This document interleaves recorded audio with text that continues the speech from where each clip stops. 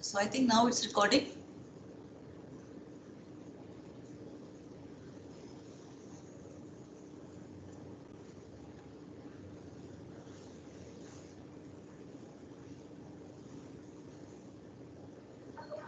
Yes, ma'am. Yeah, okay. All right.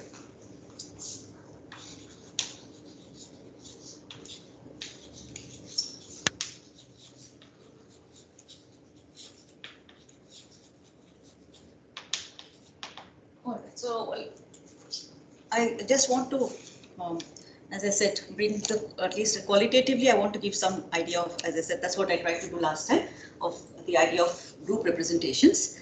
And hopefully I've given you some idea that what given a particular group, and in particular I've actually discussed only for finite group, and I'm going to restrict myself even in this lecture to only finite group, because at least some basic ideas you will get about what we mean by representations.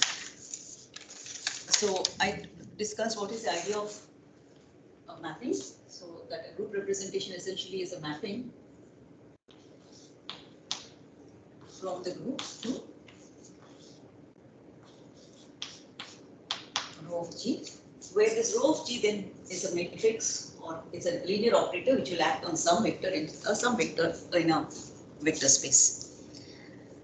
And in particular, if I take this to be a matrix realization, so if I now have matrix realizations of rho, then I'm basically going to represent my group elements by matrix operators or matrices, linear matrices. And that we wrote it as gamma. So every element of the group is mapped into this linear operator, and then if I have matrix realization of this, then I'm going to get this gamma of G. And so essentially then it's a mapping from G to, so gamma is a mapping from G to. These gammas are D by D complex matrices. Complex value matrices.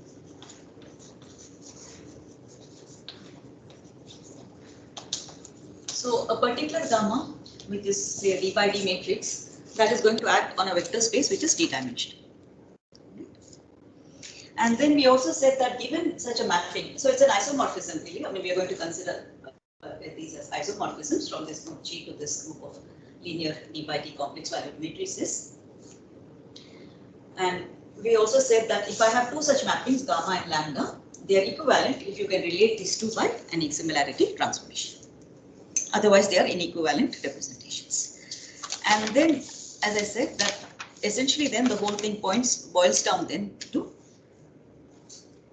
So once I have this, my rho G is really now a mapping which is going to take me, because the rho G is an operator, it is going to take me from some vector in the vector space to another vector in the vector space. So this really is a mapping from the vector space, and a matrix realization of this is gamma.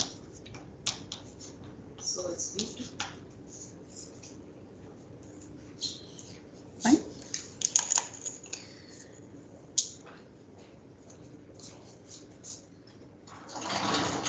So then the whole problem boils down to finding out. So we saw what are equivalent representations. So if gamma can be written or lambda can be written as S inverse. So if I can relate these two matrix realizations through a similarity transformation, then in that case I will say that they are equivalent representations. Otherwise they are inequivalent representations. So the whole exercise or the whole mathematical problem essentially then boils down to finding out all possible inequivalent representations. And further we can classify representations as reducible representations. So I can say that a representation is reducible if I can write my gamma in a block diagonal form. So if I can bring it to this form, so this is some D by D matrix, and if I can bring it down to smaller block diagonal forms like this, then I will say that this particular matrix realization is reducible. So maybe this is like say n1 times n1, n2 times n2, and this is of order n3 times n3. Suppose in this case I brought it down to 3.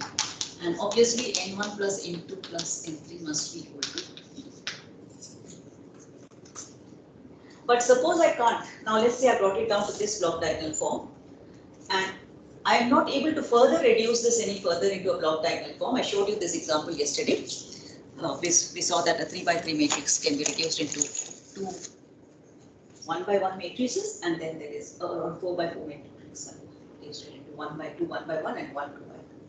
So if I can't bring it down further, then in that case I will call that as an irreducible representation. So we have a notion of what is called an irreducible representation.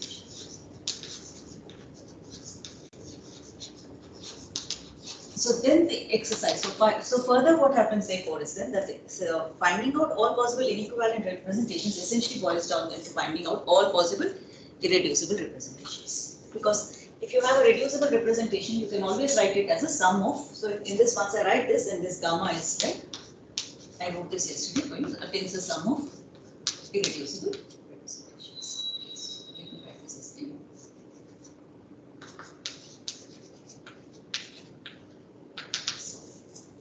Where this n stands for the multiplicity of your representations. Or in other words, how many times that particular representation occurs. Because we will see that you can have more than one time that is a particular representation. Well, so mathematically, as I said, the whole representation analysis of groups essentially is the idea is to find out all possible irreducible representations, and to do this, it's mathematically you need a lot of abstract theorems, abstract ideas, theorems, and various a lot of mathematical rigor, and it's a subject in itself actually. So you'll find any books will have got any book on group theory will have a lot to say about how to find out irreducible representations and so on. And the finding out for a finite group and for continuous groups, the theory is a little different and it has different structures. Okay.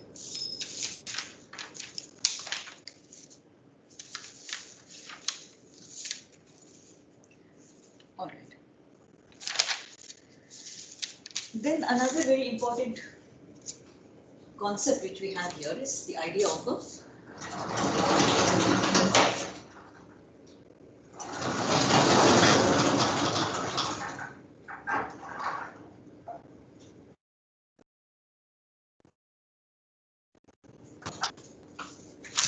character. Because once you have this personality transformation, then I can ask what is the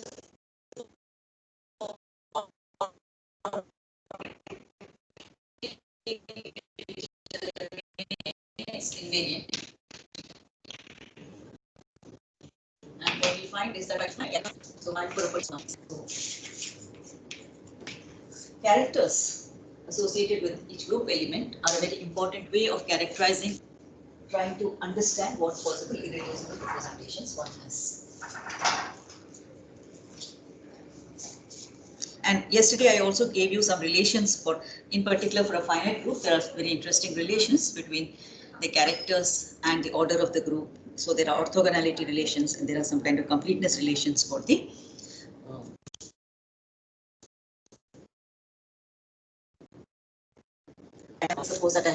suppose I showed you yesterday that now I think of the character. Suppose there are S such representations.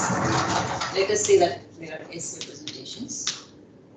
For a finite group, you only have a finite number of representations. Maximum you can have finite number. And if I now think of the characters for each of these, as chi 1, chi 2, chi S. So if I think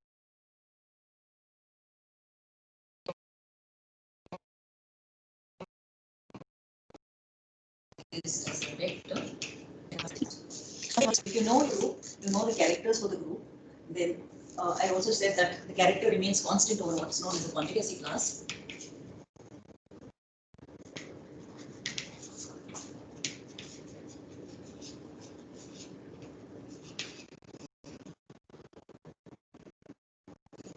Conjugacy class of, so if I can find for every element G, as suppose if I can show that G equal to H up to this particular thing, where say T inverse, where T is another element in the group, then I will say that G and H are conjugate to each other, or they belong to the same conjugacy class.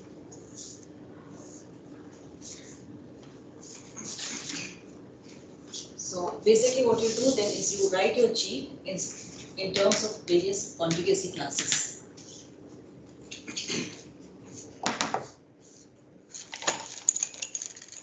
Okay.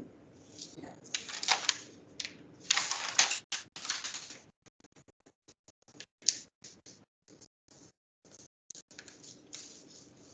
Okay, so now what I'm going to do today is that I'm going to take the 3n group, the options for as I said, I'm not going to prove anything at all, but I'm just going to state some facts. But at least from that, maybe you will get some kind of qualitative idea about how we use group theory or any physical system. Okay. So for this group, G equal to 3n, we already saw that it's a group of order 6. So it consists of the elements I, which I was writing as I, R, R prime, A, L, N. Okay, there are two different notations for this. So this is what is known as a point group, because this is the group which leaves equilateral triangle invariant. And why it's called a point group is that there's one point which is left invariant always under any symmetry operation. And here it is the centroid of this triangle, because you can see that whatever I do, if I do a rotation, or if by 2 pi by 3 or 4 pi by 3, or if I do a reflection about one of these bisectors, the perpendicular bisectors, all of them leave this point invariant. So that's why it's called a point group. So there are different point groups, and people have actually classified all possible point groups in 2 dimensions, 3 dimensions, and so on. And these classifications and these groups are very important when you want to study, say for example, in your crystallography. It's a very important feature there, because it will give you understanding of what is the crystal structure. Also for molecules, atoms, it gives you an idea about the energy, eigenvalues, and so on and so forth. So I'm just going to show that for a particular case. So let's consider this group. And what you can show in this, or people have shown that this can be written in terms of 3 conjugacy classes. And the classes are that you can write this in terms of I. So this is one class, then you have this RR prime, and you have this KA. So there are these 3 classes of, and I can have these different conjugacy classes. And the way to do is that you can always show that you can write R prime can be related to R by finding some over all T, I can relate it in this way. You may take it from me that it's possible to show that these are the conjugacy classes.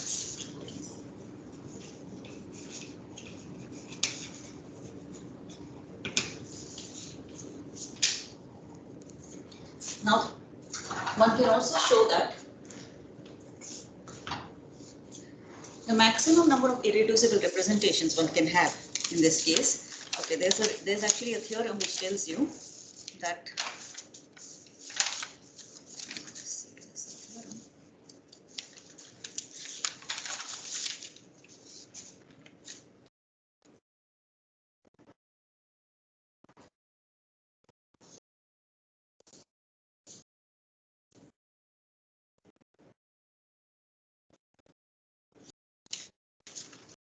yes, so I have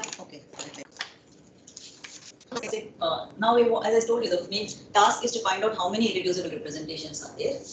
So let I have irreducible representations, say this number of irreducible, let us have this number of items. Then there is a theorem which will tell you the following, and let us say that for the Sth one, the dimension is with the dimension ds. When we say irreducible representation with dimension ds, what it means is that this is that ds is the dimension of the vector space on which this irreducible representation acts. And one can show that for a finite group now. So d1 square plus d2 square plus ds square should be equal to mg is the order of.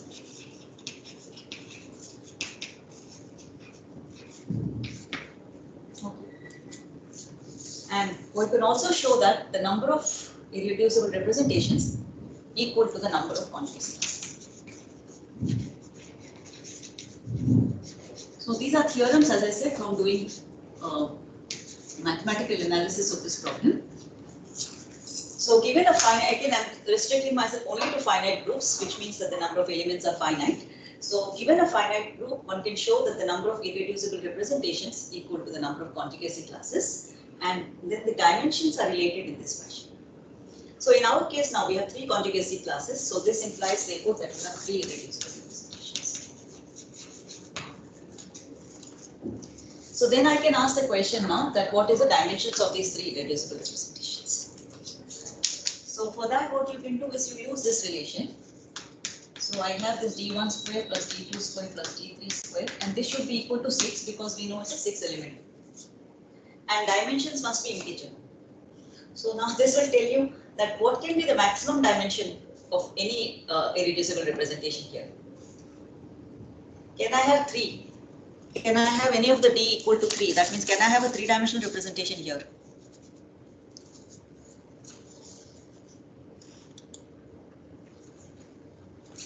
Given that, see, d1, d2, d3 are the dimensions of the different irreducible, because I said that from a theorem you can figure out that given 3 conjugacy classes, then you can only have 3 irreducible representations. Is it possible for me to find at least one representation with dimension 3?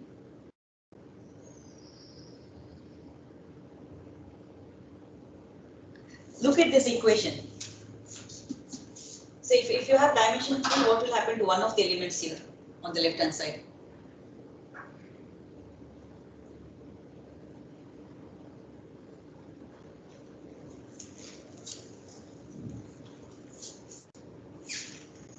Can you people see in the board?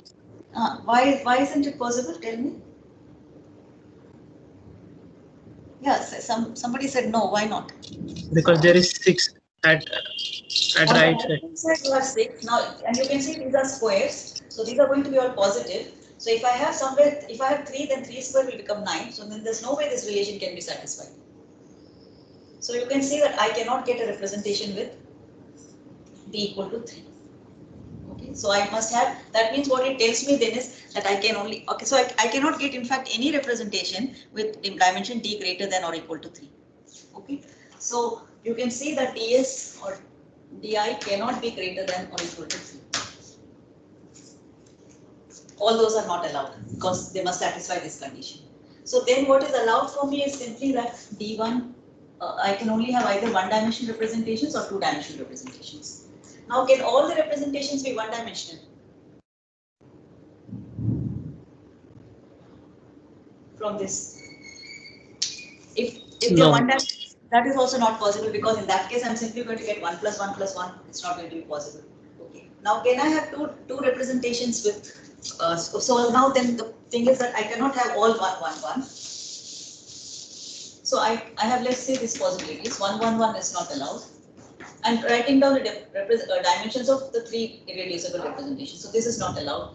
Is this allowed?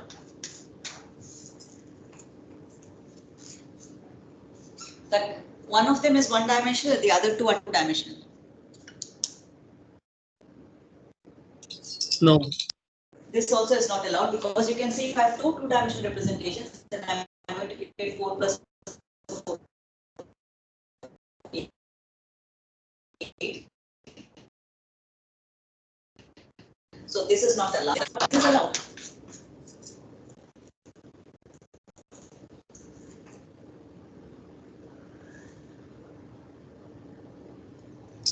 One, 1, 2. Either, so that we can put in any order we like, either 1, 1, 2 or 2, 2, 2, 1, 1. So this is only one. That means what it tells me is therefore that 2 of the dimensions, okay, so 2 of the irreducible representations have dimension 1, and 1 has, and 1 of the irreducible representations has dimension 3.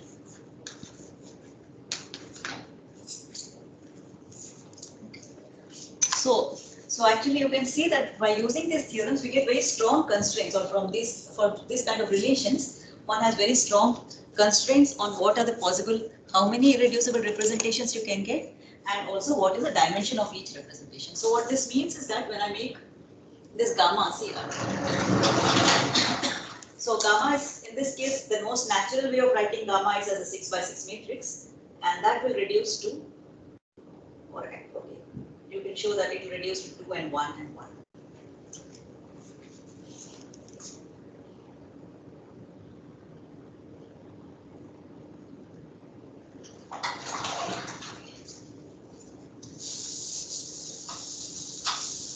So, but again, what this tells me that is that I have two irreducible representations with the same dimension 1 and one with dimension 2.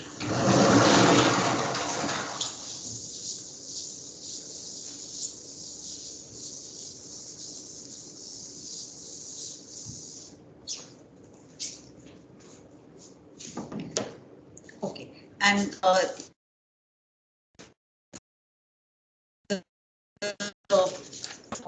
what they call like this, that so you have one dimensional representation that b equal to 1 and it's labeled as what is known as the A1 representation. So this is the normal convention. Okay, by the way, I forgot to mention that chemistry people call this group 3M as this is the physics notation, and in chemistry they call this group as C3. Here in physics, the 3 refers to the fact that you have an axis around which we have a 3-4 symmetry, because in our equilateral triangle, you have this axis around which you can do a 3-fold, because I can rotate it by 2 pi by 3 and I get back the same thing. And the M implies that there's a mirror planes. So these perpendicular bisectors, so there's a mirror symmetry about this.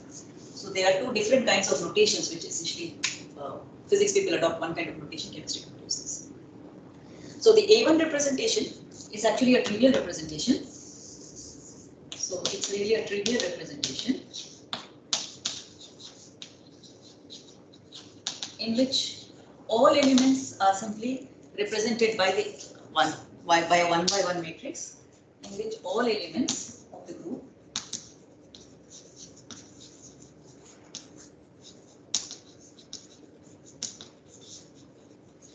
are represented by 1.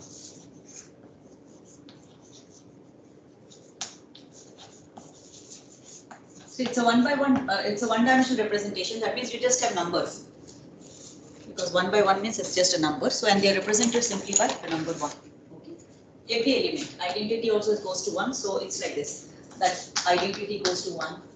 So this is the mapping, that gamma. So I have gamma of identity equal to 1. Then gamma of R equal to 1. Gamma of R prime equal to 1. So I'm writing 1 here, which means that it's not a matrix anymore, it's simply one number 1. Gamma of L equal to 1 and gamma of N. See, actually, if you look at books, they don't call it as R prime KLM. They have some other notations, but I'm sticking to the notation I used. So, is a trivial one-dimensional representation. Okay, now can you tell me what is the character of this? So, since this is my representation or this is the mapping which I've done, so what is the character for the identity element? What is the definition of character?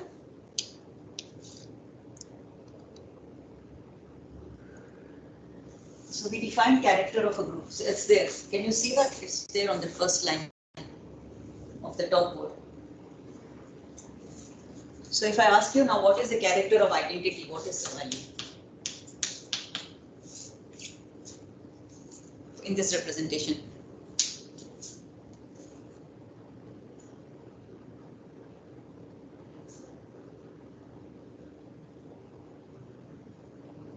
One.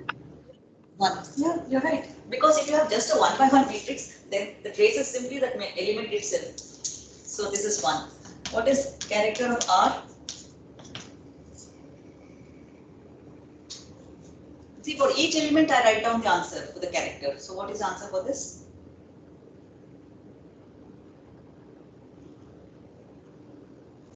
Here gamma of R is represented by 1. So what is the character for R?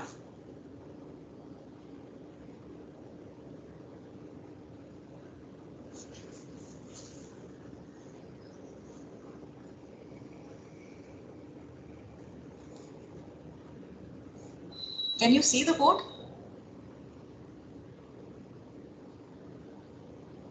Are you people able to see the board? Yes, ma'am. Yes, So, ma'am. so what is character? Will be 1. So It will be what- 1. For character for R prime?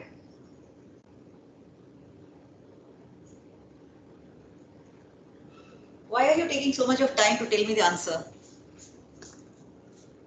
What do you expect the characters to be here for all the elements? It will be 1. It will be 1 because we have represented, see, we have represented each element by simply 1. It's a trivial representation. That's why we call it as a trivial representation. So it will be 1 for everything. Because trace here is just the matrix element because I don't have to sum over anything.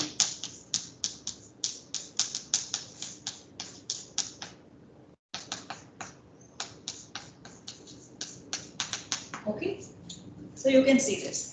Okay, the second representation, this is conventionally called as the A2 representation.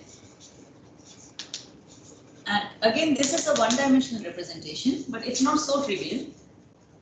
It's still a simple one, but it's not so trivial. And in this case, the representation is like this. The gamma of the identity is 1. Okay. And then, so identity is mapped to element 1. The rotation matrices are mapped to 1. So R and R prime are both mapped to 1. But gamma of K equal to -1 and gamma of L equal to -1 and gamma of N equal to -1. So it's a little bit different from this in the sense that if you look at the top line or gamma this gamma IR and gamma R prime, they are all mapped to 1 element. So it's still a one-dimensional representation. So it's just a one number. So it's mapped to 1. The KLM, the mirrors, are represented by the element -1.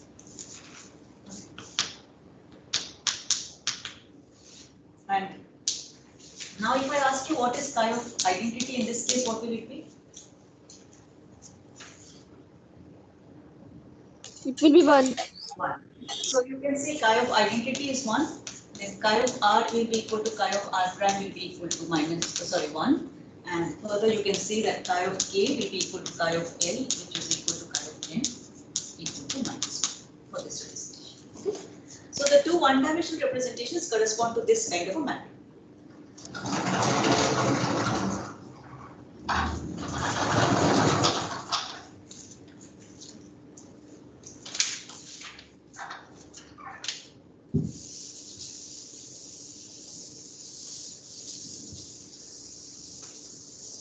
So, by the way, I just want to use one more word because many times people will say that a representation is faithful or not faithful. So this, for example, is something which is not a faithful representation. It's what is known as an unfaithful representation because you can see that everybody is being represented in the same way. So the group property is not really coming out. I mean, in the sense that of course it satisfies, trivially it satisfies the group properties and so on. But if you look at the essence of what is happening in the group elements, that is not being reflected in the representation. So it's what is known as an unfaithful representation.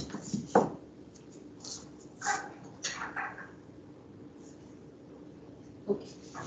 Now the third representation, because we saw we have 3 irreducible representations. The third one is labeled as an E representation, and so this is the E irrep. Irrep is irreducible representation, and this is a 2-dimensional representation. So what does it tell you about the gammas in this case? What should be the order of these matrices? Will it be now a number? Will the group elements be mapped into numbers now? What should they be mapped to? No. What should they be mapped to? 2 by 2 matrix. 2 by 2 matrices, very good. And 2 by 2 matrices in such a way that the group property is satisfied. So remember that. Okay, and the mapping is like this. So gamma of I will be equal to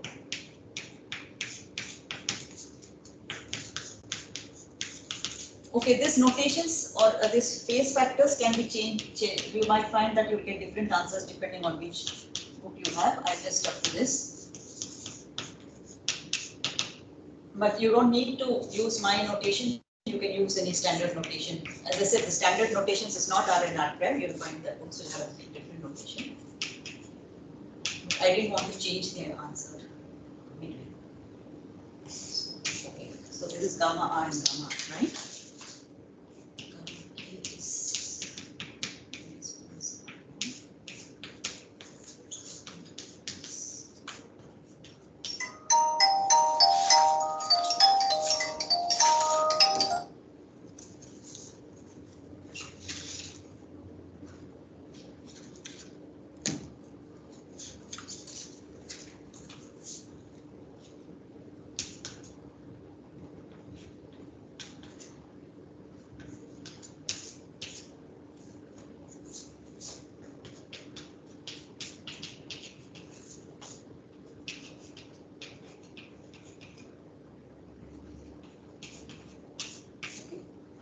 So the 6 elements are mapped into this. So you can see the identity is of course mapped into the identity. You should have at least one identity matrix, so that's what it is. And then you have all these matrices. And you can also verify for yourself that these gammas satisfy the group properties or the group. All the 4 group laws are satisfied. And now let us ask what is chi of I. Now in this case, what is the chi of I?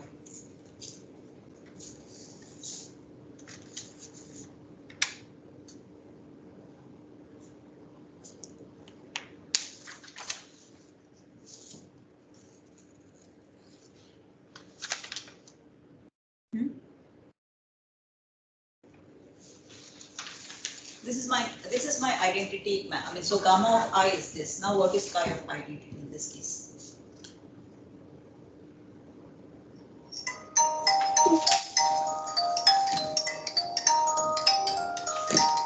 Sorry.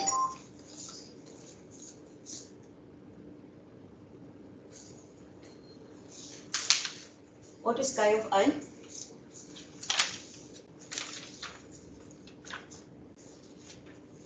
What is this by definition? What is the character by definition? What was chi of G?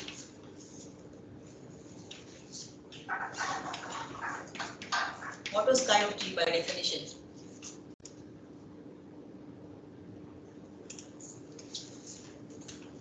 Trace of gamma of G. Trace of gamma G. Okay.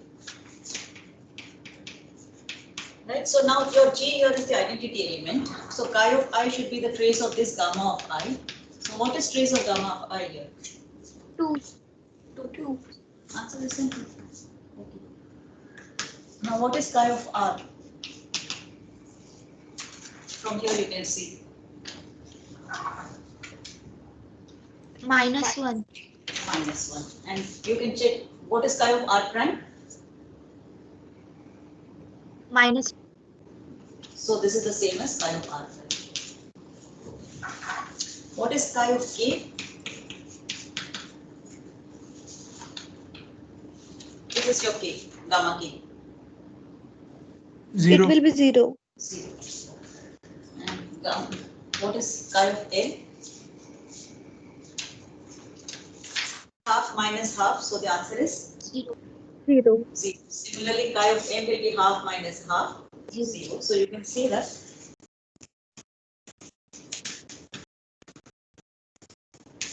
I showed you already that these 3, I mean, the identity belongs to one class, R belongs. And what one can, you can see here that chi of identity is 2 in this case. Chi of R and R prime are the same, equal to -1, and chi of K, L, M are the same, equal to 0. In fact, one can show that across the conjugacy class. That means the character for the elements, if you have some, say, 2 elements in this particular case, R and R prime belong to a particular conjugacy class. So you can show that the character for both the elements will be. For the other cases, it's trivially satisfied. See, in this particular case, for example, we get the same answer for everybody. So it is trivially satisfied that chi of R and chi of R prime are same. Similarly, here chi of K, L, M are same. And if you look at this representation, chi of identity is 1, chi of R and chi of R prime is 1. And you can also see in this one, chi of K, L, M are the same, which is -1. Here, of course, you get 3 different answers because chi of identity is 2, chi of R is -1, which is the same as chi of R prime. and phi of k, L, m are the same, and the answer is same. Okay, so what you do then is that, so people actually write the conjugacy classes or the class structure in the following way. I'm just introducing some jargon in case anybody's later on interested, at least you can see that these kind of things are there. So what you do is you have one, as I said, belonging to the identity, and then R and R prime, essentially what do they determine? They determine the rotations, because one is the rotation by 120 degrees, the other was by minus 120 degrees, which equivalently I can say is the rotation by 240 degrees or 4 pi by 3. So you have what is called as a rotation class, and that has two elements, so you represent it like this. And then you have this mirror KLM, this they write as sigma v, and your three elements correspond. So the conjugacy classes are actually denoted like this. Okay? So this is a kind of a notation which tells you. And then what you can do is, or what people do is the following. Given this, what you construct is what is known as a character table. So this is one important part. So just like we had the multiplication table, now you also, again I'm saying that all of these are for finite groups. Characters play an important role even in infinite groups or continuous groups, but a little differently. So what you can do is then make a table in the following way. So the table is made like this. That you have, this is the group 3n. Then I have these different conjugacy classes, I, 2, R, and 3, sigma p. And then I have the different representations, A1, A2, and 3. See, essentially the point is that I write down the character only for one element in this, because for the other elements it's the same answer. So for the A1 representation is 1, 1, 1 for all of them. I don't have, basically the whole point is that I don't try to write down for all the elements, because all the elements in a particular conjugacy class have the same character. And also this also tells you that actually, see, once I do this conjugacy classes, this gives you a way of partitioning the group as the sum of these different conjugacies. For A2, I will get 1, 1 and minus 1. This is what we calculated. For E, you can see I'm going to get 2, and for this case I get minus 1 and 0. So this is the character.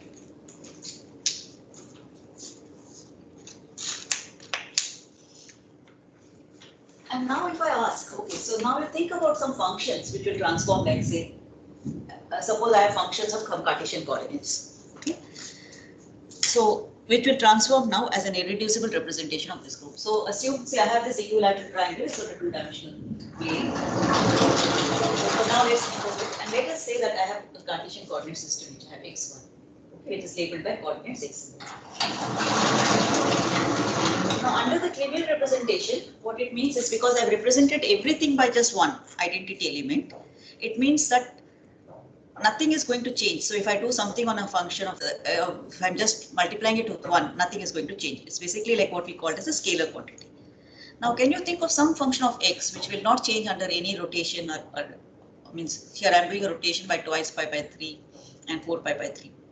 So can you think of some function of xy such that it doesn't change under rotations? Some simple functions, can you think?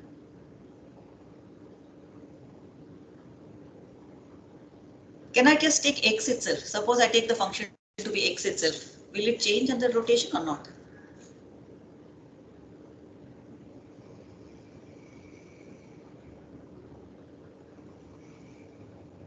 See, think of this, that I have a two-dimensional plane here, okay?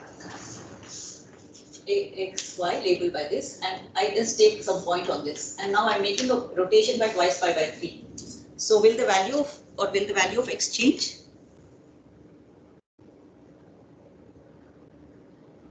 What will happen to this point? Okay, suppose this was my origin and this is the point P. What will happen to this when I make a 2 pi by 3 rotation?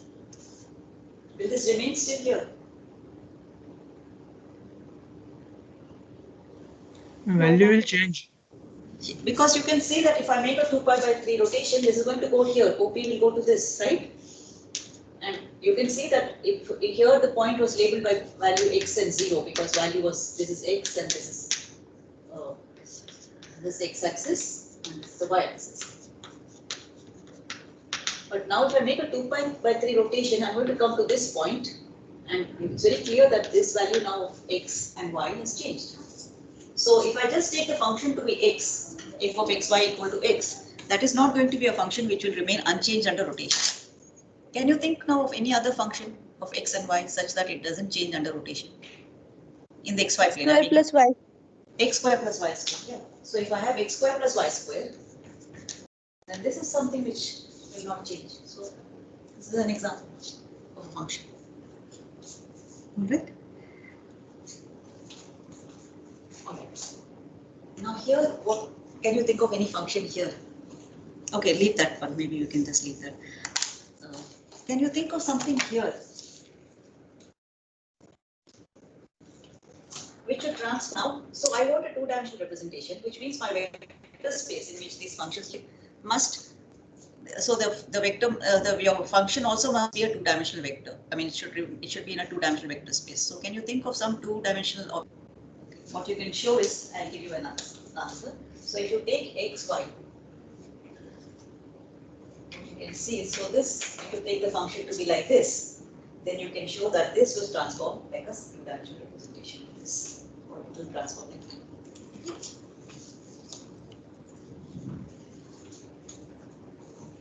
So you can convince yourself that if I take xy, because xy you take, then it will go to x prime y prime, and you can construct the rotation matrix because you're making an angle by twice pi by 3, and you can just figure out what it becomes. Right?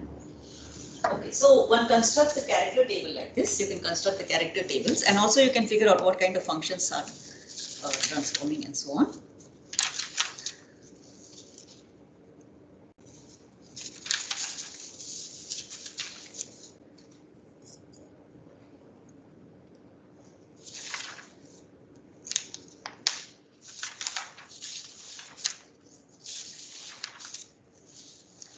So now let's go to, I mean, why am I going to be interested in this whole thing, as I said? Let's see, let's apply this now to a physical system. Okay. So remember these representations. Okay.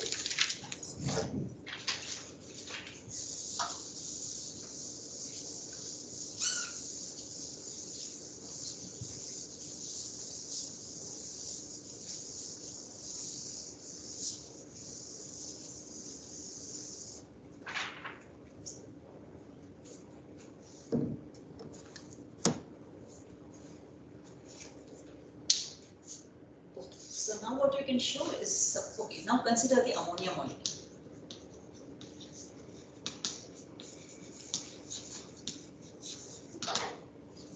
So the ammonia molecule is chemically this. Right? There's one nitrogen and there are 3 hydrogen atoms. And the 3 hydrogen atoms are located at the vertices of the equilibrium positions for the hydrogen atoms are at the vertices of an equilateral triangle. So they are on plane. So essentially this has a geometry. So let me draw a tetrahedron just a minute. So this molecule has the geometry of a tetrahedron.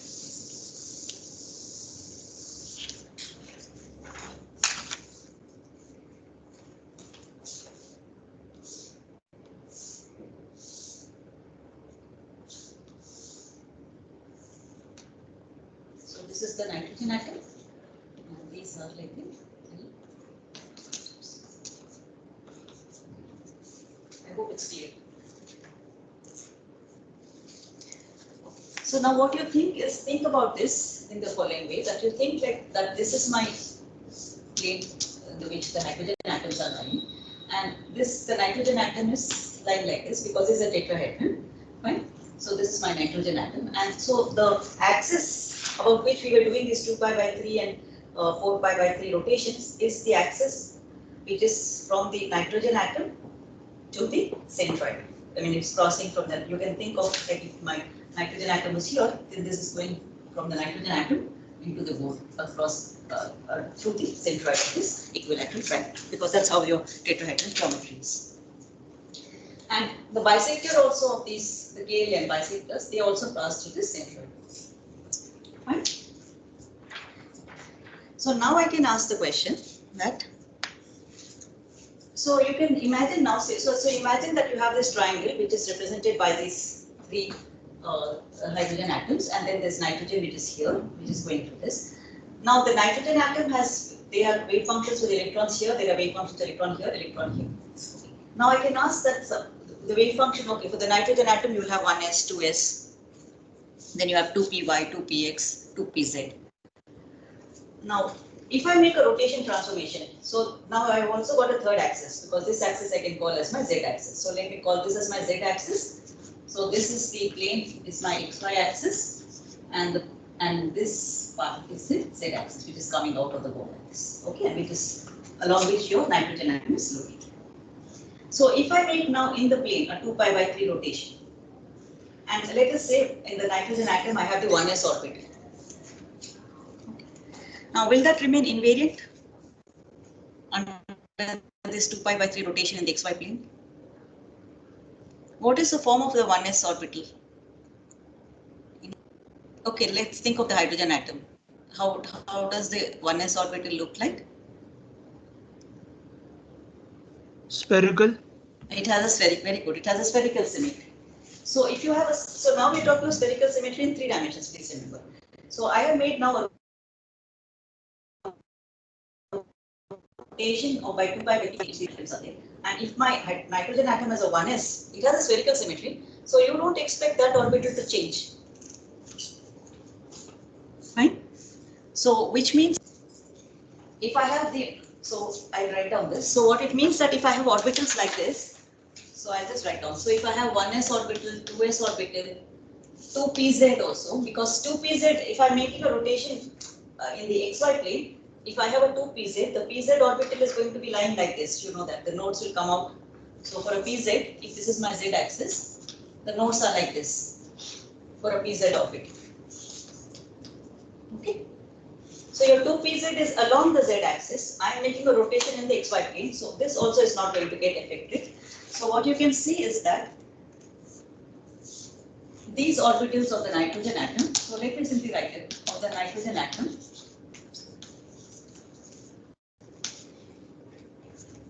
do not get affected by in fact, they will not get affected by any operation which you can do. I told about rotations by 2 pi by 3. 4 pi by 3 rotation also will not do. Or even if I do a reflection, if I do they do this KLM operations in the xy plane, it is not going to change. So essentially what it means is that if I have the 1s orbital, 2s orbital, 2pz orbitals for the nitrogen atom, they do not get affected by any of these operations which you are doing in the plane. That means either by r or r prime or k or n or m.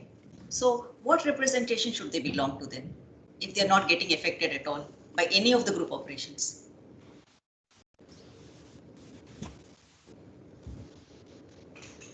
What representation? Because we already know what are the various possible representations. I had this A1, I had A2 and E. So which of the representations is the one where nothing gets, so this is not going to get affected by any operation which you are doing. So what do you think it should belong to? A1 representation. A1 representation. Very good. A1. So therefore what you can see is that they belong to by any of the group operations. Okay. So you can already see that it tells me then that therefore they belong to, or they transform as the A1 representation.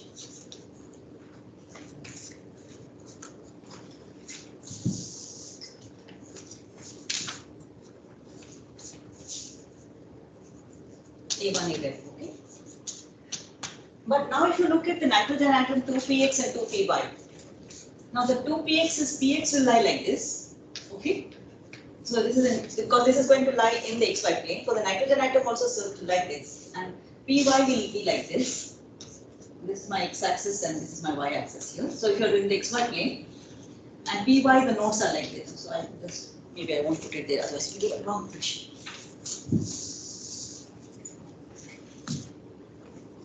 So the px is like this because the nodes will lie right like this. So this is your px, and py will be along the y-axis. So if this is the y-axis, And if you remember Px, there's a node here, so therefore it will have an x dependence because it will have this L1, I mean it's an L equal to 1. So you will have this cos theta coming in. So this will have an x dependence, this will have an y dependence. Now if I make a rotation in the xy plane, you expect that this will remain unchanged. The Px orbital.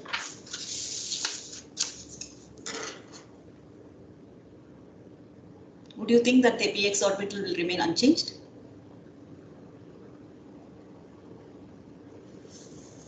Because now this is lying in the xy plane. So you have this. So I'm making a rotation in the xy plane by some angle. So would you expect that this will remain unchanged?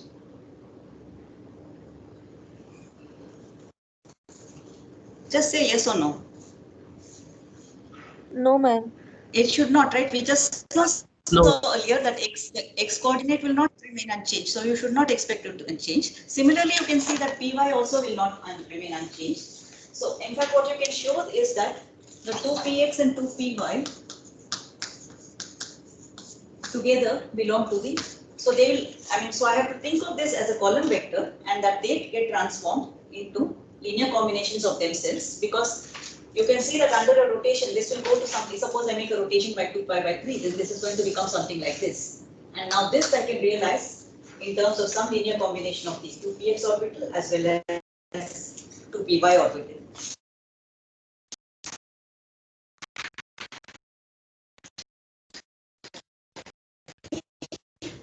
So they transform into linear combinations of these. So these two 2px and 2py orbitals belong to the E representation. The two-dimensional representation, because now you have two linearly independent vectors, px and py, 2px and 2py. So the 2px is one eigenvector, the two, one component, and 2py is the other component, and these two will transform into, under these group operations, will transform into some linear combinations and form the two-dimensional representation. Okay. So this is as far as the nitrogen atom is concerned. Now you can ask again, what happens to the hydrogen atom? Because the hydrogen atoms are lying in the plane. And let's represent, there are three hydrogen atoms, so let me represent these by a column vector. Okay. I have H1, H2, and H3. So this column vector for the three hydrogen atoms. And what you can show is that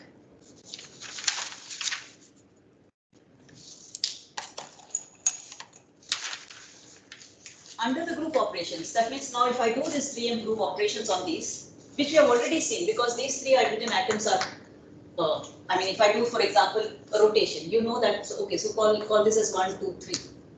So if I do a rotation by 2 pi by 3, anti-clockwise, then 1 will come to 2, 2 will go to 3, 3 goes to 1. Okay. And similarly, if I do a rotation by minus 2 pi by 3, then you will see this 1 will come this side, 3 will go to 2, and 2 will go to 1. If I do a reflection, so it's exactly what we did in the group operation. So then what I can do is, if I think of this vector, so this is the vector which I formed, consider the vector formed by. So represent the three hydrogen atoms by a vector.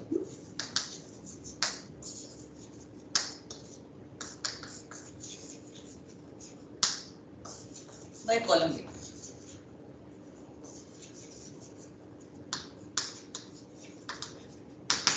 And this 1, 2, 3 are those labels. You remember when I did this, I had this ABC and I put this 1, 2, 3. So it's exactly those H1, H2, H3. But they get, because they're identical, they transform among themselves. And what you can see is then the group elements now will act on this, and I will get the matrix realization. So gamma of I will be now. Identity will not do anything to them. So let me just write down this. Okay. Under a rotation,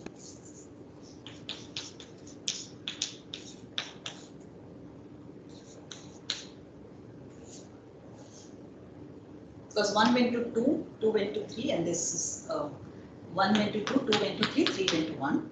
So this will become 1, 0, 0. Then gamma of R prime will be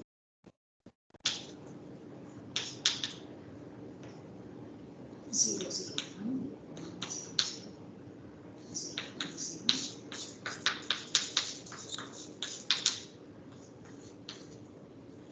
for gamma of k, for k what happened was that the one did not change and the other two changed. So 0, 1, 0, 0, 0, 0. Because this was my k, right? That this did not change. So these two got interchanged, 2 and 3 got. So that interchange is being represented here. Gamma of n will become 0, 0, 1. Because in this case now the second one remains the same and the other two get interchanged. So that interchange is coming here. And gamma of n will be. So I do a matrix realization of interchanging, or this is actually nothing but those perturbation operators which we've done. So in this case, the 1 and the 3 and the third one remains the same. Okay, so I can represent my group elements by these 3 by 3 matrices. But you can also check that. So let us call this as gamma. Okay? But you also know that this gamma must be a reducible representation, because I know that for my group I have only one-dimensional representations or two-dimensional representation. So my gamma must be reduced, and what you can show is the following. So what you will be able to show is that gamma, okay, I'm not going to show this, at least you can verify this, okay? So now show that this gamma, can be factorized as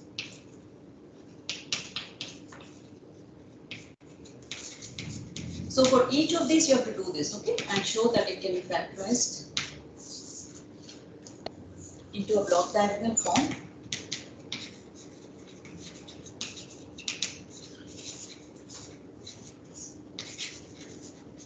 First of all, I'm going to just first write it as a form with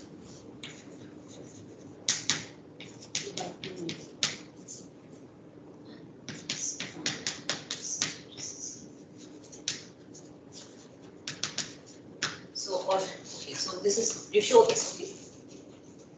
So take this gamma and show that you can reduce this gamma for any of them. So you show for gamma of G that you can reduce it into this form, that there's a 1 by 1 and there's a 2 by 2 submatrix. But each of these gammas, in this particular case it's trivial, because here for example I can just write it like this, fine. But for these, okay, for these also you can see that I have this and then I have this, okay, and that you can't further subdivide. So you just take it, okay. So you can show that it can be factorized into this. So essentially what this means is that gamma has been now reduced into a form. So this is corresponding to the one array and the other is the two-dimensional array. And so what you can actually show that gamma is equal to A1 plus. And how does one show that? How did I take this? Okay, I will show you this. Now how we'll see that how we can use characters here. Now directly from here you can see, I mean I'm saying that this decomposition I've done. Now how would I know that this A1 and not A2, A2 for example, because I know that I have two kinds of one-dimensional representations, either A1 or A2. This has to be E, there's nothing else I can get, but how did I figure out this? You see, and this is where I can use my character. Now directly from here you can see that chi of identity or chi of gamma of I equal to 3 from here, right? Now if I have done this, then this should be equal to chi. So if I have done this, then it should have been chi A1 plus of identity plus chi E of identity. And so that is anyway okay, because A1 of identity is 1 plus we know for identity for E representation it is chi E was 2. So 1 plus 2 equals 2. So there's nothing great. But now look at this chi of say, let us say chi of R. So gamma of R. Now if you look at this one from here, chi of gamma of R is 0, because you can see the trace of gamma of R is 0. Okay. And now if I take now chi of A1 of R, when I put in this label, that means for the chi for that particular label, which you can see from here. So if I take for A1 of R, I'll get a plus 1. And for E, I will get minus. So this also is not going to take me anything much, because it still tells me that, because both are 1, it still tells me that I could have got A2 or A1. Any of them is fine. This particular case. Okay, so even this is not going to tell me, but now let's take gamma of k. Suppose I take gamma of k, chi of gamma of k. Now for chi of gamma of k, from here I am going to get the value to be 1. 1 plus 0 plus 0, 0. You can see this one. And if I now look at from here, if I take the k belongs to this 3 sigma v. Now chi of e is 0. So this should be chi, so it will be chi e of k of gamma chi e of k plus I could have got either a1 or a2. But if I take a2, then I'm going to get the total character to be minus 1, because you can see that chi a2 of k is minus 1 rather than this. So this immediately tells me that the other one-dimensional representation or the one-dimensional representation which will occur here is the a1 and not the e. So by just looking at the characters and by using the fact that the characters remain invariant, whether I take it in the block diagonal form or not, I can immediately deduce that this gamma or this block factorization which I've done tells me that this gamma is can be written as a direct sum of the a1 plus the a representation. So assume now, for example, let's say that my hydrogen atom has the 1s orbitals, because these are both the hydrogen atoms, and so I have, let's say that all of them we are only worrying about the 1s, the lowest orbitals. So now what it tells me is that if I take the 3, so I've written this column vector, so which means that each of this, like you can think of this, when I'm writing hydrogen atom, obviously I'm not writing the atom itself, I'm thinking of the orbitals. So the atomic orbitals, assume that each of them, I'm taking the 1s orbital. So what it tells me is that if I take the 5, 1, 1s, 5, 2, 1s, 1, 2 is representing the 3 hydrogen atoms. So this column vector, it tells me that this will transform. Now these were 3 linearly independent vectors because they corresponded to the 1s orbitals on each of the 3 atoms. But these 3 linearly independent vectors must transform as a sum of a combination which transforms as an A1 and another which transforms as a 2-dimensional representation, which is B. So there's one combination of these 3 1s orbitals which will not remain, which will not get changed at all under the group, because the A1 representation is keeps the quantities invariant, and 2 other combinations are there which will transform as a 2-dimensional representation. So, and if you can find out what it is, so explicitly then what I can show is that, yeah, so I can therefore construct linear combinations of these atomic orbitals and say that the psi A1 will be, I've normalized it also, will be the phi 1s plus, or I can write it like this, phi 1s of the atomic 1 plus phi 1s of atomic 2 third. So this is completely symmetrized. Okay, you can actually see that this is the one. So this combination, which is the completely symmetrized combination of linear combination of the atomic orbitals of the hydrogen atoms at each of these sites, A, B, C, and that equilateral triangle, this will transform, belongs to the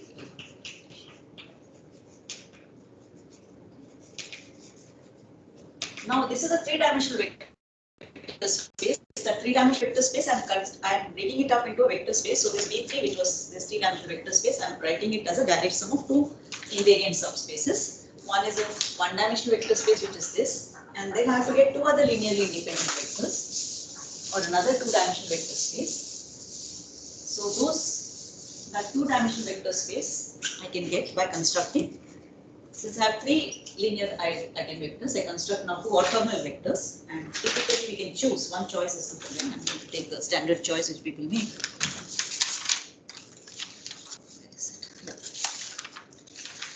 So I can construct now psi prime E, which is equal to 1 by 2 phi 1 plus 2 minus phi 1 plus 3.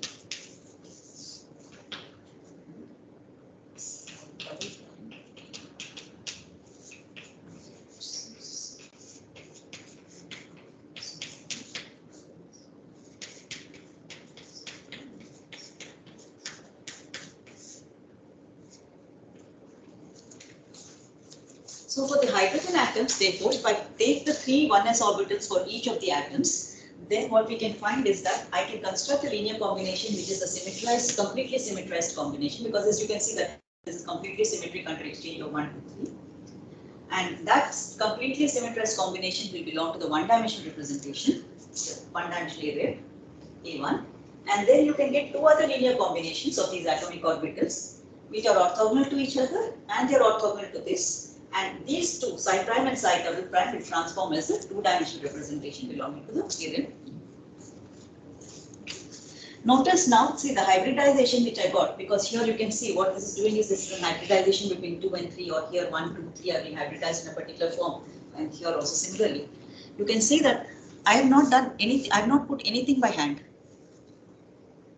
The only information which went in this was the group symmetries or the symmetry operations, how these combinations must transform under the group operations. And of course, we used all our information which we know about the irreps and the characters and so on and so forth. Okay. Now, of course, when I look at the ammonia molecule itself, then of course what I have to do then is I have to combine the orbitals for the nitrogen orbitals and the hydrogen orbitals. So then I'm going to get for the full molecular orbitals for the hydrogen. Once I combine, I'm going to get the orbital. So I'm writing this as molecular orbital. So this is going to be some like psi E1. Okay. I'm going to write it like this. Or let's write hydrogen times psi E1. So it will be a tensor product for the orbitals, the hybridized atomic orbitals for the hydrogen atoms which are lying on the plane. So if I want the A1, it will be this completely symmetrized. And for the nitrogen atom, I can take either the 1s, 2s, 2p, z. Okay, it depends whichever I want. I mean that of course, how you construct those, which energies and so on. And you can also get now for the E representation. So I will get the molecular orbitals which will transform as the under the ES. You get this.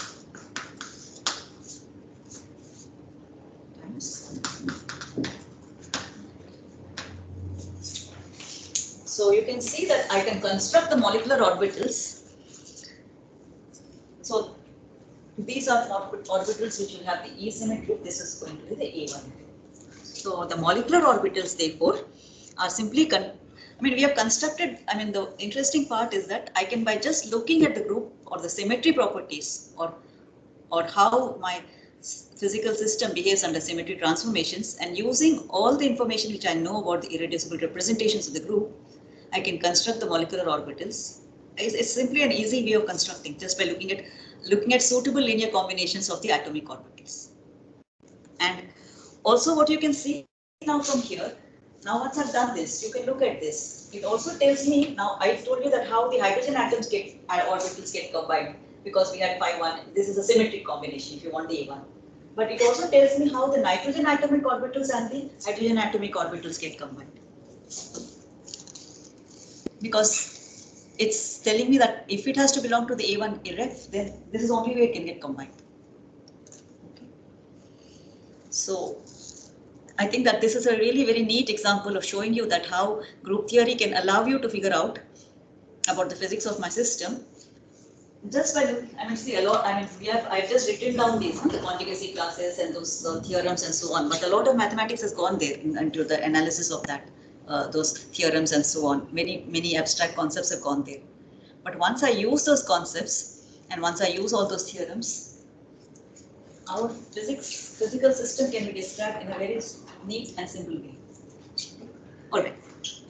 So once I know these orbitals, molecular orbitals, of course, you can calculate the molecular energies and various other things you can do. Okay, but I'll stop here. But let me do one more, just a little bit more on this.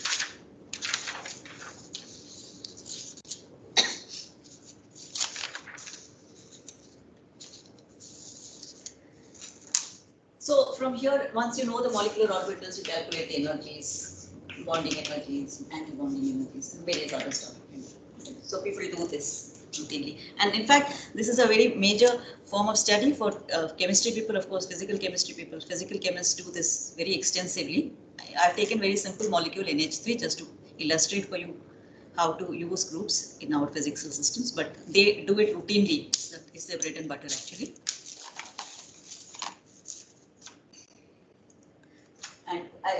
And I have shown it only for, also I have only shown this for a molecule, but now if you have a crystal, so a crystal means you have some arrangements on a lattice, and so you know that, for example, if I have a 2D lattice, and let's say I made a triangular lattice.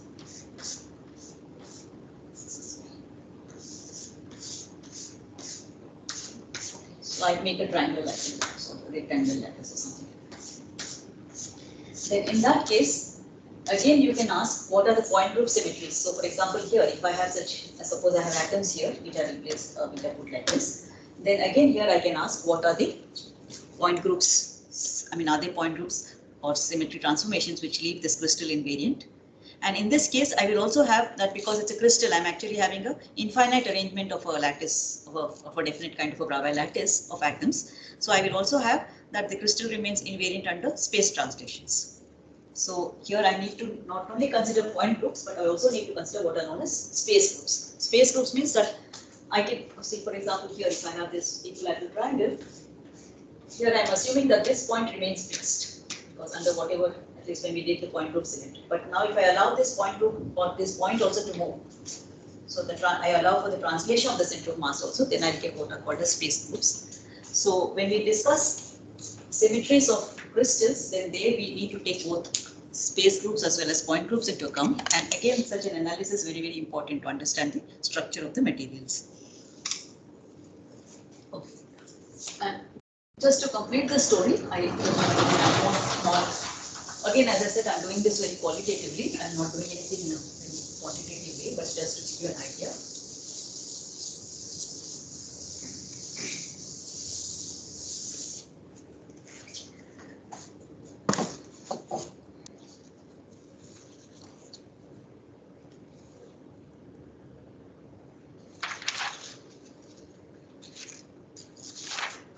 So now I can say that suppose you, okay, you have this nitrogen atom.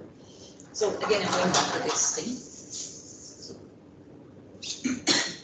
So let me draw this. So these are my nitrogen atoms, and then here I have the nitrogen atom, which is actually coming out to the plane. So again, I can ask now that because you have this, I mean, this atom, this can move here, this can move, this can also stretch. Okay, so I can ask what are the normal modes for these vibrations? What about the vibrational spectra? Can I get some idea about the vibrational spectra of these systems? And for that, again, what you can do is you can actually examine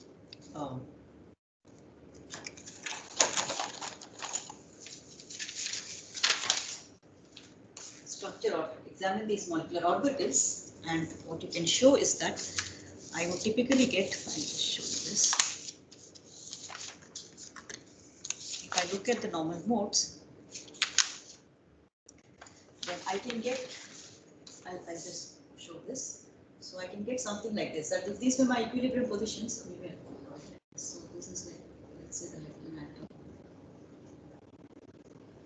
So this can, the whole triangle, so the nitrogen atom is there, the nitrogen atom. So what are the possible modes now which can happen? See, now the molecular orbital you saw was a combination of, was a product. If I looked at the full nitrogen, I had this combination. If it was in the A1 rep, for example, it was a combination of this psi A1 of for the N. So for example, maybe this is the 1s orbital of the nitrogen, and this is a symmetric combination of all these, because this, the E1 is a symmetric sum of the 1s orbitals of the 3 hydrogen atoms which are situated at the corners. So now ask what kind of vibration can happen. One kind of vibration, I mean, this is, you can do this by analysis, that the nitrogen atom, nothing happens to the nitrogen atom. It doesn't move. But all these hydrogen atoms which are sitting at the corners, they can either expand, and they will expand all together in phase, or they will all contract in phase. Okay. So nothing happens to this. So this will not change at all. And this changes, but since all of them contract or expand in phase, they still belong to the A1 representation. Right? So you can get an A1 and this kind of thing, that where you have all three are expanding or contracting in phase, that's called a breathing mode. So what you can get is what is known as an A1 in plane breathing mode. Okay.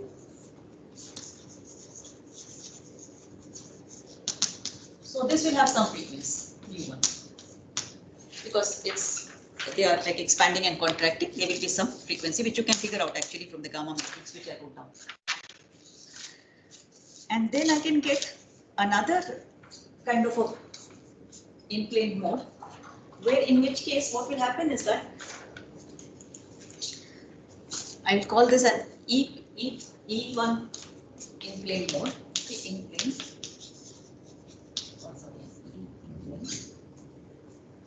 Mode, where each of the hydrogen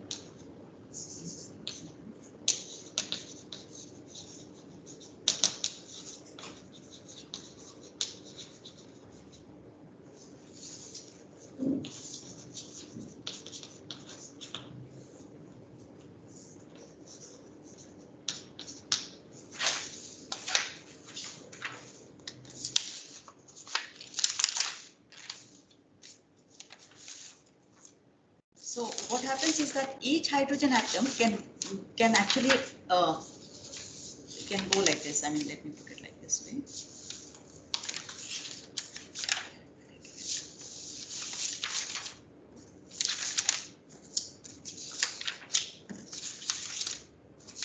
Yeah.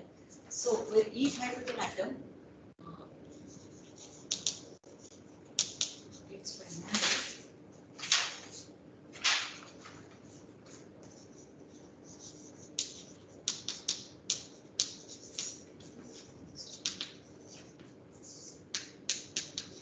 So I will show the thing like this. The picture is like this.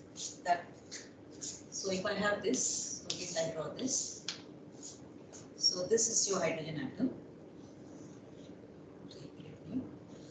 So this is like this, and then this. Then what you do is you make a rotation here by omega, or by this omega, right? So this omega square, which is e to the power of 1. So in this case, I will not take this kind of linear combination. What I will do is I will take a linear combination, which is like phi1s, then I will take plus e to the power of twice pi by, so I will take something like this. Then these are not very suitable linear combinations. I will take phi1s of 1 plus e to the power of twice pi I by 3. Phi1s of 2 plus e to the power of 4 pi I by 3. Phi1s of 3. So if, and some normalization factor. So I can take a psi like this in this case for describing this. Okay. So what is happening is that this is moving with the phase twice by I by 3 with respect to this. This is moving. So that's what I've shown here. If I have 1, 2, 3. This omega here is 2 pi by 3. So these are not stretching. See, like in this case, all of them are stretching together. Whereas in this case, they are not all stretching together. They are stretching differently. And you can see that this remains fixed, but this is stretching differently and this is stretching differently because this is going with the phase omega. But there is still a definite phase difference between them so that the group property is preserved. Okay. And this will correspond to another mode. So we'll have another frequency, this say mu2. I'll call this as mu3. And you can see that I can get either 1, 2, 3 like this, or I could also have got like this. So this will actually be a doubly degenerate mode. So I will get two modes with the same frequency of vibration and one mode which has a frequency of vibration A1. And that I could have already anticipated because if you look at my gamma was a three-dimensional matrix. It was a three-dimensional representation, but that three-dimensional representation can be broken up. We saw that it can be factorized into one irreducible representation which is one-dimensional and the other which was a two-dimensional representation. So the one-dimensional reducible representation will give rise to one breathing mode, which is mu1, with frequencies say mu1, and the other two-dimensional representation will give rise to a frequency mode mu3. It's a degenerate because you'll get the same frequency. Its degeneracy is 2. But in addition, here I only discussed the in-plane breathing modes. But in addition, actually, we can also have the nitrogen atom. So so you can also get an out-of-plane breathing mode. So this nitrogen atom can also move along the z-axis. So you will actually get one more I will just mention it. So this is called the Z-axis breathing mode. This is just for the sake of completion, that's all I'm doing. So there's also a Z-axis breathing mode, which will again be an A1 representation. So again here it will be like this. But now in this case the nitrogen atom will also move, but it will only move along the Z-axis, because only if it moves along the Z-axis, only then it can belong to the A1 area. Okay, so this belongs to the A1 area, and this will give you with the frequency say nu. That's why I call this nu. And similarly here again, what I will get is also a Z-axis E mode, because or actually here.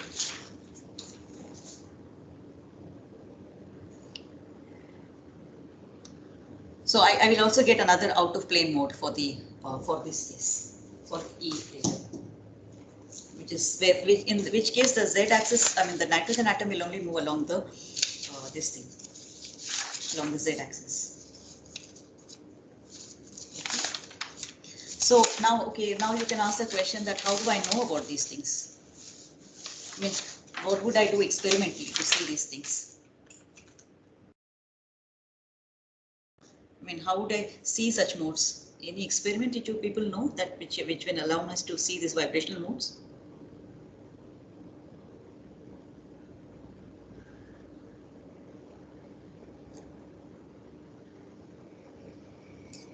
Raman spectroscopy. Pardon? Raman spectrum. So what you can therefore see is that, because okay, you can actually show that these are in the infrared regime. So a Raman spectroscopy will allow you to see these normal modes or these normal vibrational modes. And therefore what you've shown is that these vibrational modes themselves are having this A1 symmetry or the E symmetry. Okay. And so then it tells me is that suppose I want to see the in-plane mode. So if I want to see these in-plane modes, what I will do is I will put an electric field which is parallel to the normal to the Z-axis. That means it is inside in the plane. And for if I want to see the Z-axis breathing modes, I will put an electric field which is parallel to the Z-axis. And then from there you can look at the Stokes lines, anti-Stokes lines, and from that you can figure out the A1 modes and or the E modes. And so the theory is, so what, see from the theory you get very definite predictions, because once I say that this is the normal mode, because essentially what you can do is that gamma matrix, calculate the gamma matrix, you diagonalize the gamma matrix in terms of these orbitals actually, and then that will give you, once you normalize that, you will get the answers. I mean, what should be the omega, what should be this new one, and what should be the, so you get definite answers by just looking at the group theory calculations, and then of course experimentally you confirm that. So if it is, then it tells me that at least whatever I thought was the structure of my ammonia molecule is correct, because it has that symmetry structure. And if it doesn't, then of course first thing you ask is whether your experiment is correct or not. And then if your experiment is still correct, then what it means is that maybe that I have to go back and look at my molecular structure. Because then it tells me that maybe the hydrogen atoms are really not sitting at the corners of an equilateral triangle. So as you can see, therefore, that it has very strong predictive power, and vice versa, that if I get such modes, if I find that there's a degeneracy in my modes when I look at the experiments, then it also will, from that I can figure out what should be my structures. So we can use, so essentially what I want to show you is that all this very heavy mathematics, because I just glossed over all of them, but it is really essential for you to understand the physics of your systems. And why would I be interested in all these kind of modes and other things? Ammonia, you know, is a very important molecule. It's used for making lasers and so on. And okay, before I stop, let me just say a few words about what I've done. So I have mainly in this so far, what I have done is mainly, at least for the group theory representations, I've only discussed, I mean, even qualitatively, I've only mentioned about finite groups, and just most of it with a particular example in mind. Just so that I thought that you should have an idea that how these mathematics can translate into actual physical applications. But another place where it's really very important is where you have continuous groups. And again, there an example is your rotation group. So for example, if I want to talk of fundamental physics, so if I want to talk about, say, the fundamental physics of an electron, then if I'm simply talking about free electron, the free electron simply moves in space, and let's say I stick to also 3 dimensions, so 3 dimensional space. So it should not matter how I choose my axis there, if I want to describe the physics of that electron, and how I use my coordinates system. So, or in other words, it should not matter whether I choose XYZ in this form. I mean, if I choose XYZ like this, or I choose this. Further, of course, it doesn't even matter whether I choose the origin here or I translate the whole thing to this some other origin. So your theory, therefore, your physical theory must be invariant under translation symmetry, continuous translation symmetry, because I'm just taking a free electron moving in space. And time, of course, also in time. I observe it after some time also. It should not matter, so where I put my origin, so translation symmetry should be there. And plus, you should have rotation symmetry. And now this is a full continuous rotation symmetry, because it's unlike this. In that case, I was constrained because I had this corners of an equilateral triangle, so I had only rotation symmetries by 2π/3 or 4π/3. But now it's not that. I could have used this, I could have used like this. So it's a complete rotation symmetry by any angle. So here essentially, if I forget about translation symmetry for a minute, then my rotation symmetry corresponds then to a symmetry group, which is the O3, which is a group of all orthogonal matrices. So then now I can discuss how my electron wave functions should behave under rotation transformations. Because just like we saw that the molecular orbitals, when I constructed these molecular orbitals for this ammonia molecule, we saw that it transformed in. So if I looked at the A1 representation, the psi A1, that was a symmetric combination of the hydrogen atom 1s orbitals. And it transformed in a very definite way under the group. In the sense that for the A1, it did not change at all. Whereas for the E, when you took the combinations, they transformed as linear combinations, the two linear combinations, or the two the psi prime and the psi double prime, they transformed under any of the group elements and to a linear combination of themselves. Now here I can ask, now I have this wave function for the electron psi. I can ask that when I make this rotation transformation, how does this change?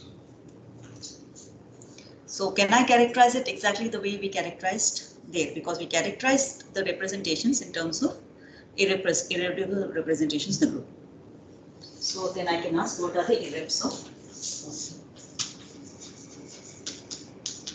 But now this is the irreps of a continuous group, and we want to discuss for wave functions.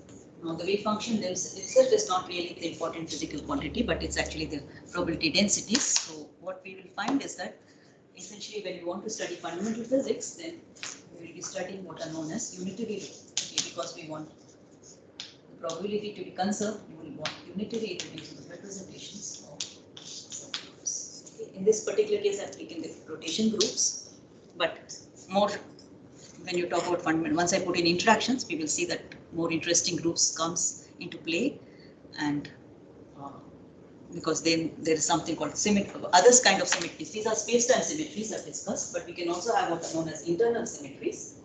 So for the electromagnetic theory, for example, if I have now the electron is a charged particle and it interacts with the electromagnetic fields. So there we have what is known as an internal symmetry. In that case, what you will find is that you will have a group which is called the U1 group. So this is a unitary group with 1 by 1, and again you will require to understand the irreducible representations of these groups. If you look at now fundamental interactions of various kinds, if you look at the weak interactions and the strong interactions, then you will find that I will require more components. So I look at strong interactions and I will require representations of the SU3 group. SU3 is U3 means unitary matrices which are 3 by 3 matrices, and S means unitary matrices with determinant equal to 1. So you will have more interesting groups and more higher groups which will come. And again, as I said, that if you wish to understand how the physical system transforms, or if you want to understand the physics of these systems, it's useful, or it's actually imperative almost, to understand the irreps of these groups. But since these are now examples of continuous groups, so the study of these irreps is somewhat different. I think some of you, and those of you who are going to do gravity, general relativity and so on, it's almost, as I said, it's inevitable that you will learn about these things. And I think some of you will learn about this in your next semester, but I was hoping to do at least some few lectures on continuous groups also, representations for continuous groups, but as I said, I didn't get the time. But maybe let's see next semester if people are interested, we can also. Okay, I had brought some problems for you people, but I will just give a couple of exercises and write it down. Maybe the rest I will put it as type it. I wanted to do this, but it's already 1 o'clock now, so let's stop. So this again goes back to the non-Cartesian Texas thing which I did. So I had wanted to do this problem that time, but I didn't do it. So I do theory. So at least let me write it down. Show that the quantities. I mentioned this, but finally did not do it.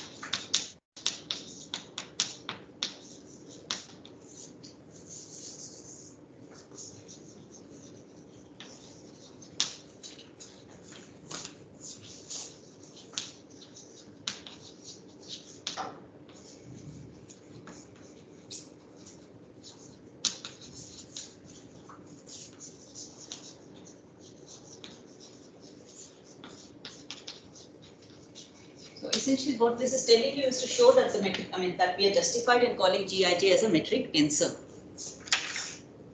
Right?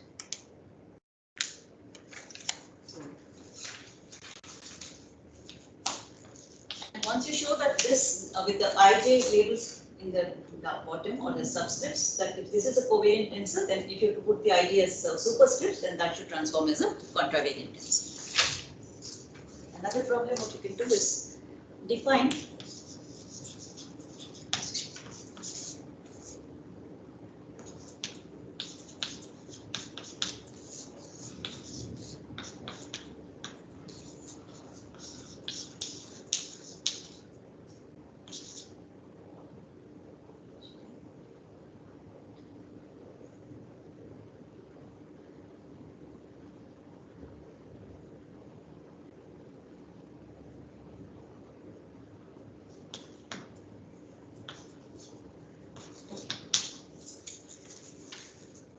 so this Ei, Ej are basis vectors and define this quantity. Now this gamma ijk has 3 labels, ijk.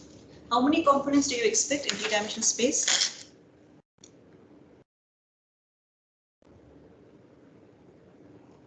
For this object?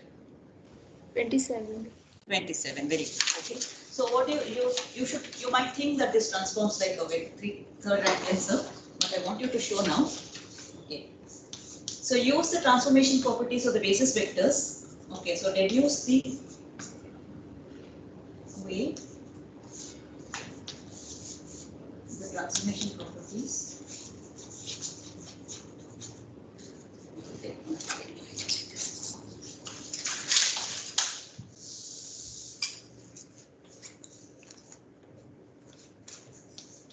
Deduce how the 27 quantities.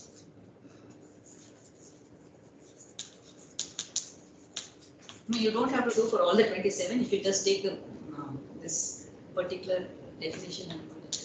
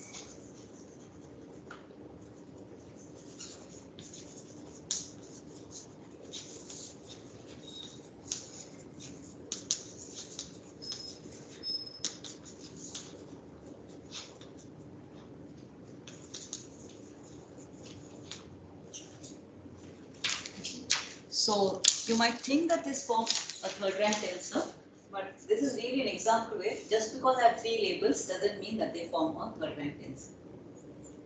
So you take this quantity and look at the transformation properties and you know how these basis vectors transform and how how you are going to a new frame. So write gamma prime, that will be E prime I Ej prime by del UK prime.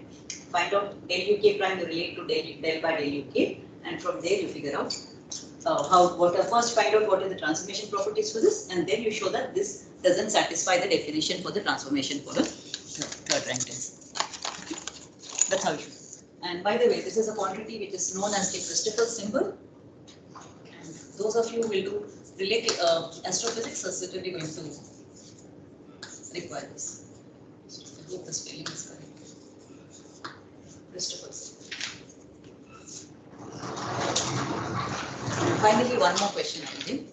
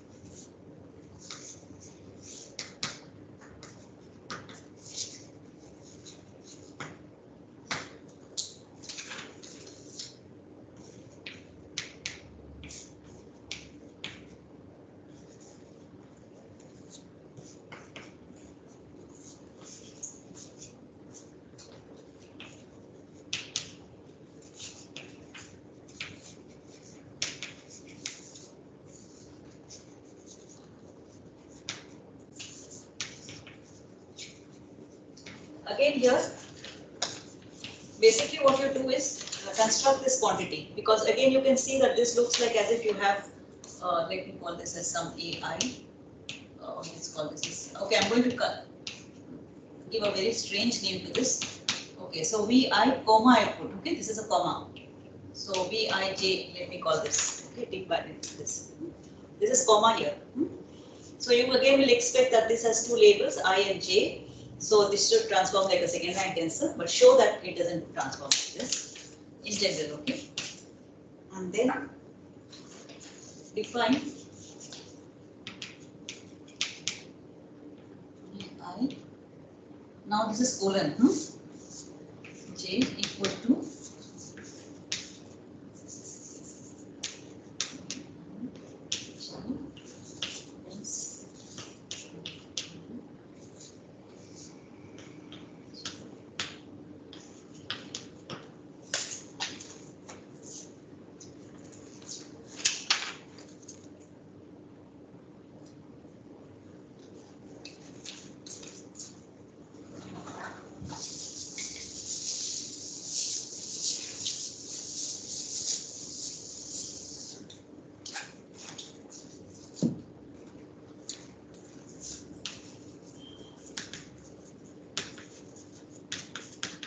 this gamma ikj is the same as that gamma which we have done, okay?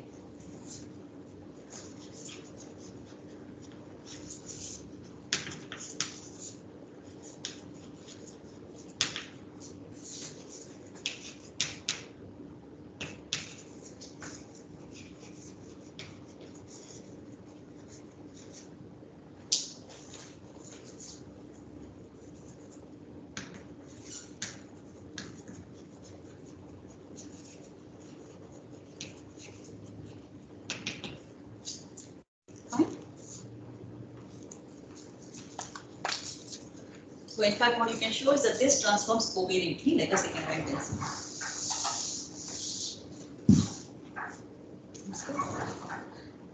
And okay, as I said, these two are, both of these will be very much for anybody who wants to go into higher either relativistic field theories or for gravity and so on, would necessarily need to know this. So I thought I might as well put it in the problems. So at least try to do these, and I'll also make some more problem sets, and then I'll send it to you. Okay. It will be nice if any one of the students, because I really don't know how many students are taking this course. because it's not clear to me.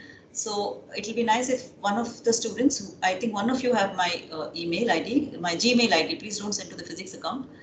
So you collect the email IDs of all the other students and send it to me. Okay. Because then I can post it as a part of it. I don't use WhatsApp, so I'm going to do it through email. So, and in case any of you have any problems, please feel free to contact me. You can also contact Professor Kulkarni and let me know. Right? And if there are any other questions, you can always write me. Okay, so I'll stop here for this part. So this completes the course. At least we'll declare it closed for now. And I wish you all the best for your exams. Thank you again.